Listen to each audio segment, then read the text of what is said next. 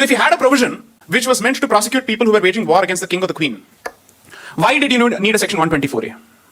What does the history say on this particular subject? That, oh, ye to hamare swatantrata sangram ko clamp down karne ke liye. No, that's not the history. How many people know when did the Wahabi movement even take place in this country? Balakot has become a training ground because it's a shrine for jihadis. No wonder we went after Balakot after Pulwama. That's the long memory of the community. They have a longer memory, therefore they are clearer about what they want. We are forgetful. We suffer from amnesia of all sorts. So, bhai, agar yahi karna hai, why do you have a provision in UAPA and in Penal Code IPC 124A? You're not a United States that has a Canada on the top and the Mexico on the side and Atlantic Sea on both sides. You're not a Japan that is protected by United States. You're not an Israel which lives in the Middle East but still has the protection of the West. आपको बचाने के लिए कोई नहीं आएगा. You are on your own. On sedition. Now let's come to sedition. Why was sedition introduced? To go after Gokhale? To go after Tilak? No. No. When section 124A was introduced in the Indian Penal Code, was there a provision to charge people who were waging war against the state? Any law students here? Is a pop quiz.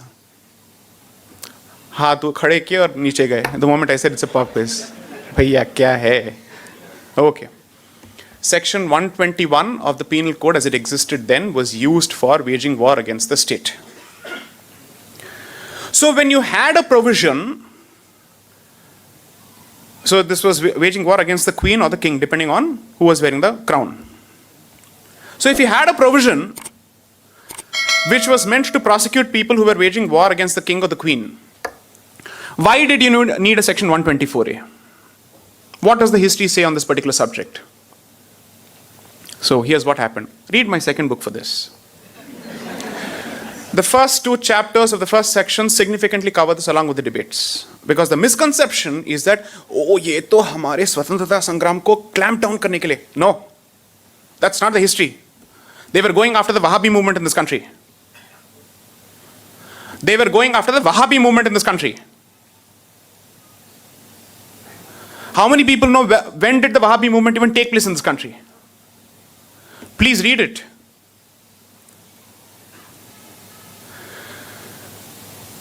Syed Ahmad Barelvi died on the 6th of May 1831 in a place which will immediately give you a recall value, in Balakot.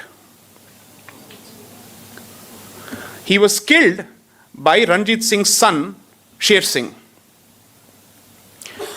From then on, Balakot has become a training ground because it's a shrine for jihadis.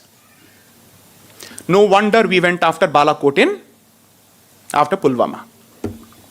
Because that's where they are indoctrinated and prepared. That's the memory of that community. Respect it. That's the long memory of that community. 1831 though is even relatively recent. They have a longer memory, therefore they are clearer about what they want. We are forgetful. We suffer from amnesia of all sorts. So what happened was to continue this jihad against first the British Empire, or rather the Sikh Empire and then the British Empire. People were being mobilized from all over Bharat. And money and preachers were being routed and funneled from Patna. What was the previous name of Patna? नहीं, इन दोनों के बीच में इसका एक नाम था Azimabad. Okay, it goes from there to NWF, Northwest Frontier. So the British realized इस preaching activity को कैसे रोकें, क्योंकि हमारे पास इसके लिए कोई provision नहीं है. Financial activity को कैसे रोकें, indoctrination को कैसे रोकें. Hence the or and or in the section.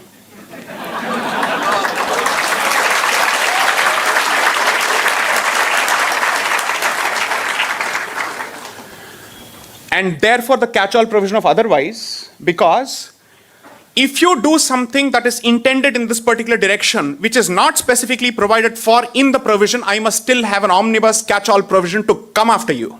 And therefore the otherwise. That is how legal drafting happens. So when they did that, they decided to go after the activity thoroughly. give the British man the courtesy of respect for being thorough. No wonder we are speaking in his language and wearing his clothes. He's done something right from his perspective. This was the thoroughness with which it was drafted. It is draconian for people who suffer, but जो राज कर रहा है उसके लिए तो ये draconian नहीं है. ये तो जरूरी है. उसने वही किया. So debates from 1863 right until 1913 will show this, that this was to go after the Wahabi movement. Therefore, sedition as a provision is needed to go after all the activities that start from time T0 until bump हटे. क्योंकि bump हटने के लिए तो एक provision है, यहां से बीच का जो रास्ता है उसको पकड़ना है. Therefore sedition. I agree with Anand on a different aspect though. भाई अगर यही करना है, why do you have a provision in UAPA and in Penal Code IPC 124A? I'm with you.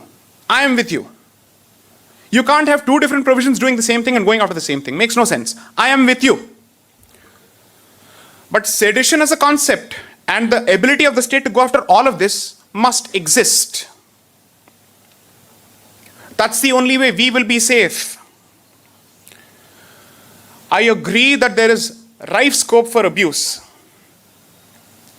So did the framers of the constitution, not just the fathers, even the Pita and Mata of the constitution, did they know what they were doing? Yes. Kulapati Munshi, K.T. Munshi, the one who is credited for Bharatiya Vidya Bhavan, specifically discussed this, saying, Indian courts shall interpret this provision in a manner which is consistent with existing jurisprudence. And by that time, that is by 1947, British courts had said criticism of the government is not sedition.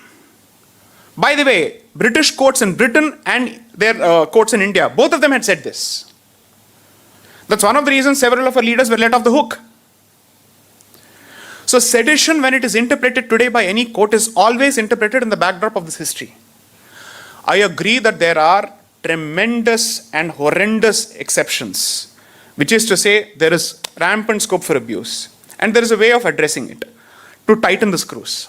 There are many ways to do it. So the so-called Mothership England has also come out with practice directions कि किस situation में आप इसको employ करेंगे. Don't be trigger happy when it comes to sedition. I agree. And if someone is accused of sedition and his life is lost or his future is lost, what are the compensatory mechanisms? Think about that, no problem. But do bear in mind that you are a civilization under siege when you discuss this. You're not a United States that has a Canada on the top and the Mexico on the side and Atlantic Sea on both sides. You're not a Japan that is protected by United States. You're not an Israel which lives in the Middle East but still has the protection of the West. आपको बचाने के लिए कोई नहीं आएगा. You are on your own. So you might as well equip yourself for that loneliness. Therefore, my only humble request is whenever you discuss free speech, Samvidhan, and that word I hope is banned from public discourse, enshrined ko hatao. Every time someone talks of the constitution, they have to use this word. It is enshrined in the constitution. Pata bhi hai iska matlab kya hai? Don't use it. It makes no sense. Don't simply parrot these lines just because someone else is doing it. It doesn't make you look intelligent or cool. And certainly doesn't make you look legally savvy. Because we don't use these words in court. 100%. We don't even touch it with a barge pole. Nahi chuna hai bhai isko. Makes no sense. Enshrined means इसके लिए एक मंदिर बना दिया. क्या बनाए सबको बताए. ये मंदिर है या कुछ और है हमको बताए. So therefore I'm saying, have these discussions with some context of history.